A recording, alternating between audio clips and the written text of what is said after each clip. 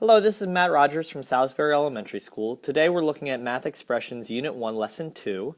Yesterday we talked about working through how to identify numbers in the different place values up to 1,000 through drawings.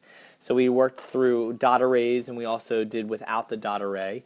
Today we're talking about how to read, write, and model numbers up to 1,000. We have these place cards that we used for each of the different place values. What's really neat about them is we can layer them over top of each other to create different numbers up to the thousands place.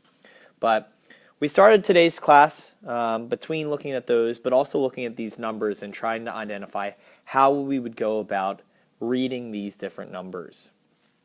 We specified talking about how in this situation we would talk about the thousands place, the hundreds place, tens place, and ones place in specific ways. And we also referenced why there's a comma in between, and we lead into why the groupings of ones, tens, hundreds, ones, tens, hundreds is important, which we'll cover more in the future. When looking at the different pieces of information, we looked at different variations of place value. So we have word form up top.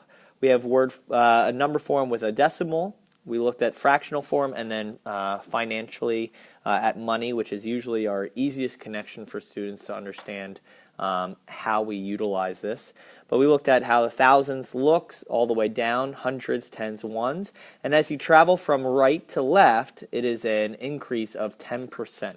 Excuse me, not 10%, but 10 times. So ones is times 10 would give you tens. Hundreds is 10 times greater than tens, and thousands is 10 times greater than hundreds. So we created what is a graphic organizer that represents each of the different place values. So you can see we have the ones area, we have the tens, we have the hundreds, and the thousands. So the students are able to insert their numbers into this specific place value. We use this. We also use graph paper, ensuring that one number is going within each box. It just organizes the data so I can make sure I have all the place values represented. We continue to talk about the different forms of how we can write it. Standard form is the form that we usually have numbers written. Word form is obviously the word version of the number. So with thousands place, with the comma, we're going to break the word after the 1,000s place with a comma and then extend into the hundreds. And then we usually link the tens and the ones place. So you see 8,000 comma 562, and those 62 is linked together. We also represented expanded form, which just takes each individual place value and separates them into their own place value to read them. And usually what we'll learn later on in the lessons is this expanded form is our gateway in making multiplication and division easier. So in here what we did is we wrote the different numbers in the different forms. So I have all these numbers written in standard form and I wanted to expand it. And I'll show you, for instance, if I'm doing number 4, I'll just change the color so it's a little bit easier to see. If I'm doing number 4, I'm going to do 4,000 and then plus 300 plus 50. Okay, and no digit would go in the ones place because it's a 0, so I wouldn't have to represent that. So that's essentially what we were doing in expanded form.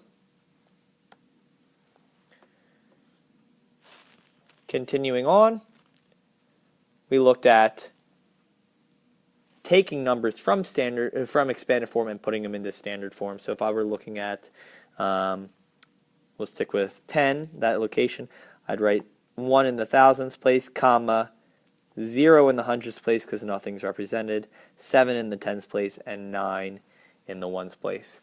We did spend some time taking this from horizontal and making it a vertical problem. And again, that's where the graph paper becomes important. So they're lining the numbers based up the place value. So when I add them down, which is a skill most of them are familiar with, you get the same answer.